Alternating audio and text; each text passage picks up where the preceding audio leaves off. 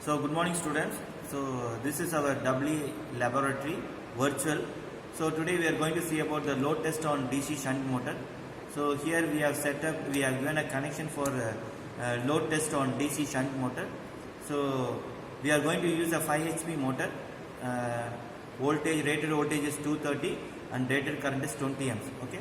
So 20 amps means we have to give the load up to 20 amps. Okay. It is the rated amps. Okay. Beyond rated amps you should not load the machine. Okay. So we are going for the virtual demonstration. So this is our DC motor, DC shunt motor, capacity of 5 HP capacity, voltage 230 voltage, and the current is 20.5 amps. Okay. So the maximum rated amps is 20.5. The motor rated speed is 1500 rpm. Okay. The motor will be rotating at 1500 rpm. So this is the terminal box. So in DC motor they will be having armature. So AA. Okay, this is the armature AA, and this is the field winding FF. Okay. So normally the FF and AA will be short circuited. Okay. So the end of field winding and the end of the armature winding will be short circuited. Okay. So this is the terminal box. Okay. Coming to the panel board. So this is the panel board. So we will be getting a DC supply here. So 230 voltage DC supply. So we are having a fuse for protection, and we will be getting plus and minus. Okay. For DC will be representing by plus and minus. For measuring the voltage we are using a voltmeter.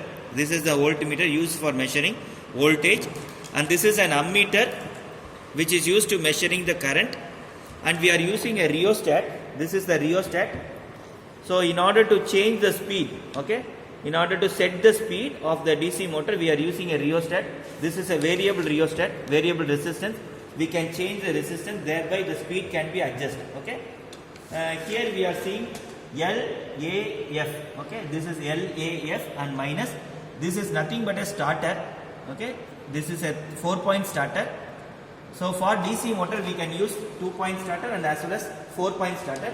In our laboratory session we are using a 4-point starter for starting the DC motor. Okay. So here you can see here the starter. Okay, this is the starter used to start the motor. Okay. So for protection device it is used. Okay. So this is a starter. This is a 4-point starter. Okay. Then this is a tachometer. Okay. This is called as a tachometer, used for measuring the speed of the DC motor. Okay. So we can measure the speed of AC motor and DC motor using this tachometer. Okay. So we can measure the speed. So another thing, in order to measure the load, how many voltage we are applying. So this is a spring balance. We are having two spring balance, S1 and S2. Okay. So the net load will be S1 minus S2. Okay. We have to minus S1 minus S2, then we will be getting the net load. Okay. So in order to increase the load, we have to rotate this. Okay. We have to increase the load by. Okay. So this is the load setup. Okay. This is the spring balance for load setup. Okay. So now normally the DC motor should be operated in no load condition.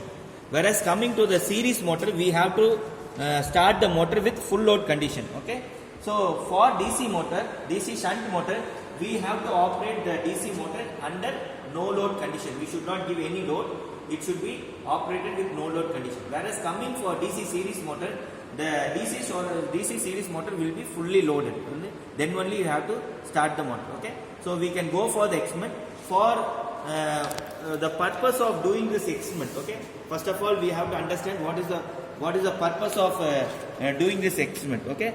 This experiment is used to find out the efficiency of the motor. Okay. The main purpose of this load test is to find out the efficiency. How much efficient is the motor. Okay. Thereby we can determine the ISI standard. Okay. So we are going to test the efficiency, and also from this readings we can understand the characteristics of each and every type of motor. Okay. So normally we call the shunt motor as a constant speed motor. Okay. So from the reading we can draw the graph. Okay. So from the graph we can understand the electrical characteristics and mechanical characteristics of DC motor. Okay. So now I am going to start the motor. The procedure for starting is okay. So before going to the procedure starting, I have connected a voltmeter that is parallelly connected, and I have connected a ammeter in series and a rheostat for field winding. Okay. So normally you know that the speed of the DC motor depends upon the flux, okay, or the field current. So we are going to change the speed of the DC motor by using this rheostat. Okay. For this experiment, the purpose of this rheostat is to adjust the motor for rated speed. Okay. The motor will be operating different speed. So in order to set the rated speed, we are using this rheostat. Okay. So now I am going to on the DC motor. First I am going to on the main supply, DC supply. Okay. Now the voltage is 200 voltage. Okay. Okay. The voltage is measuring as 200. Okay. Now I am going to start the starter. Okay. So this is the starter. Okay. I am going to start the starter. Okay. So after starting, the motor is running in no load condition. Okay. There is no load because the spring balance S1 and S2 is showing the zero value. The motor is under no load condition. So first of all, we have to take the no load reading. Okay. So what is the no load reading? Voltmeter shows 195 volt. Okay. So 195 volt. The ammeter reading is 0.8 amps into 2. So we have to multiply into 2 because I have set for 20 amps. Okay. The reading is for 10 amps. We have to multiply into 2, and I have to measure the speed by using this tachometer.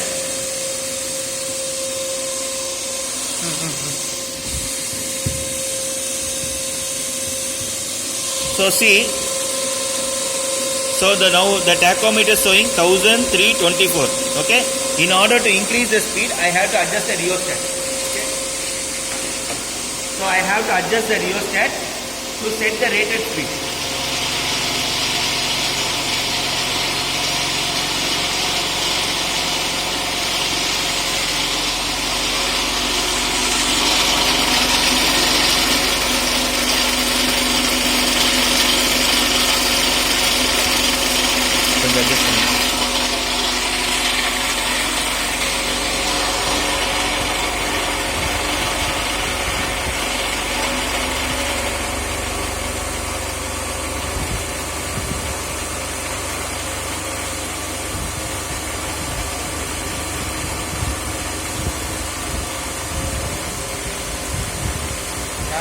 Voltage कमी है, इनको कम.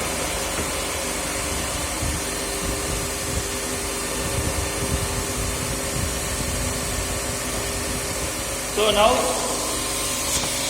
after adjusting the rheostat, the speed is 1516. Okay. So 502. Okay. First we have to set at the rated speed. Okay. So I am going to mark this speed value in the no load. Okay. So 1520. S1 is 0 and S2 is also 0. All the other terms we have to calculate by using the formula. Okay. Now I am going to load the DC motor. Okay. So this is the procedure for loading. Okay. I am going to load the DC motor by using this load setup.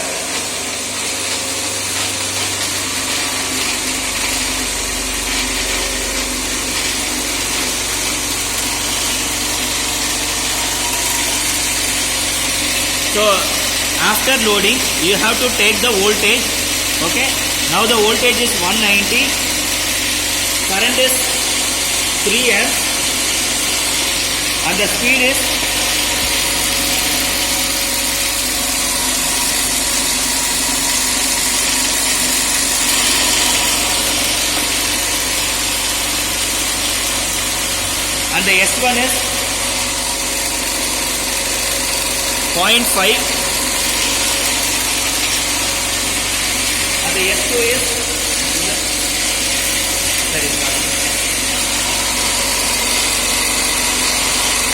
it is between 4 and 4.5. Okay.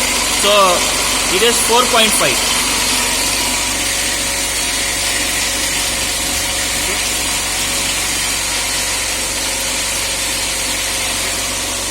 So again we have to increase the load.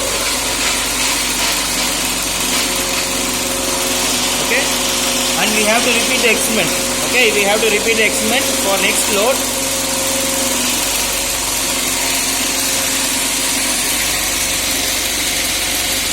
(188 amps), 4 amps, 3, 1318,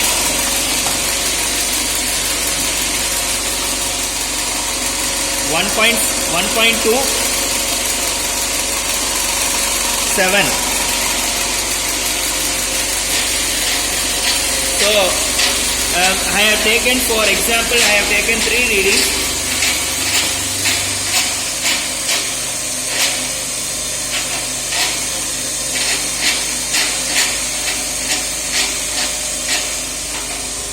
Sorry, 0.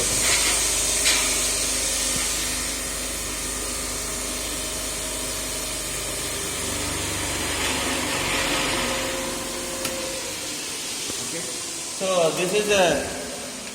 this is the procedure for doing the experiment. Okay. So this is the procedure for doing the experiment. So from this experiment we have taken voltage value, current value, speed value, spring balance value. Okay. So we have to calculate the torque and input power and output power and efficiency. Okay. So our last agenda is to find out the efficiency of the motor. Okay, this is the efficiency. Efficiency is nothing but output power divided by input power. Okay, so I will explain how to calculate the efficiency. So I will take this last reading. This is the last reading. So voltage is 188. So current is 4. I have to multiply into 2 because it is measured for 20 amps, but we have calculated from 10 amps. So it is 8. So speed is 1318. Okay, this is RPM. So this is S1 value and this is S2 value. You have to minus. Okay, S1 minus S2. So 7 minus 1.2. Okay, so 7 minus 1.2, 5.8. Okay, so it is 5.8. From this 5.8 we have to calculate the torque value. The formula for torque is 9.81. This is the specific gravity into S1 minus S2, 5.8 into radius of the brake drum. Okay, this is the radius of the brake drum. Okay, this is the brake drum. So already it is written as 250 mm. Okay, so 250 mm. This is a diameter, but for radius it is 0.125 meter. 0.125 meter. So 0.125. Okay, this is, I have converted into meter because the unit is Newton meter. Okay, so I am calculating the torque value. Okay, so 9.81 specific gravity into 5.8 the load capacity into the radius of the brake drum. So the torque value is 7.11 Newton meter. Okay, this is the torque value. Okay, so I am going to calculate the input power. What is the input power means?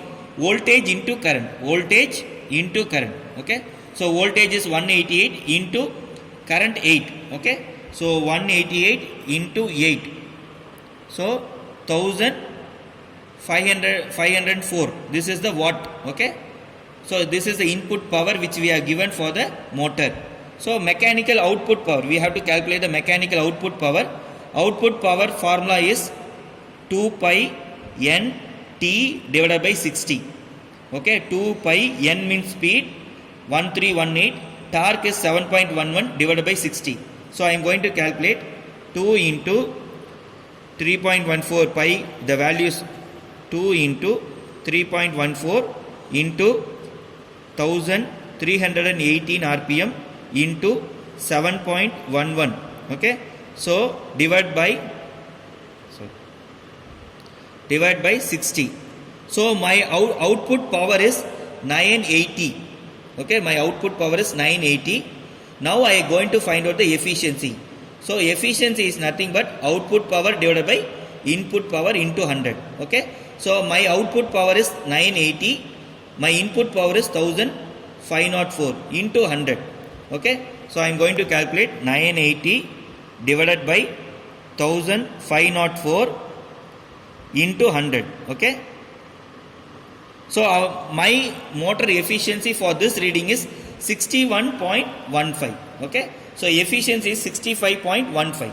So this is how we have to calculate for various readings. Okay. So when will be the efficiency will be higher means under full load condition. Okay. We have to load the motor till full load condition till 20 amps. Okay. Now I have loaded only for 8 amps. Okay. So if we load the motor for any further 2 or 3 readings, you will be getting the efficiency will be got increasing. Okay, from 65 to 75, 75 to 85. Normally the efficiency of the motor will be between 80 to 90. Okay, so the purpose of doing this load test is to find out the efficiency of the motor. Okay, so from this tabular column you will be finding the efficiency. Okay, from no load to full load, from no load to full load. At no load the efficiency will be 0 and it will be gradually increasing. While coming to the full load condition, the efficiency will be higher. Okay, so example 85 efficiency. Okay, so from this efficiency we can give a standard for ISI standard. We can give IE1 or IE2, IE3 or IE4. Okay, so this is the purpose of doing this test. And another purpose, from this reading we have to understand the characteristics of each and every type. Okay, by drawing the graph between torque and speed. Okay, we have to draw the torque and speed. Okay, so that is the mechanical characteristics. From that mechanical characteristics, if I load the motor, what happens to the speed? Whether the speed remains same or speed reduces. Okay, these are the characteristics which we will be studying from this graph. Okay, for this experiment we have to draw two graphs. One graph is output versus efficiency. Okay, output versus efficiency, and the second graph is very important graph, mechanical characteristics, that is torque versus speed. Okay, what will happen to the motor when the load increases, whether the speed decreases or torque increases. Okay, normally if you load the machine, torque increases, the speed will be gradually reducing. Okay, normally practically we will be not getting the constant speed, but theoretically we will be telling that DC series motor is a shunt motor is a constant speed motor. Okay, so I think you have got some idea about doing this experiment. Okay, we will be sending the readings of this experiment. You can calculate the torque value, you have to calculate the input power value, you have to calculate the output power value, and you have to find out the efficiency. Okay, thank you all. Thank you very much.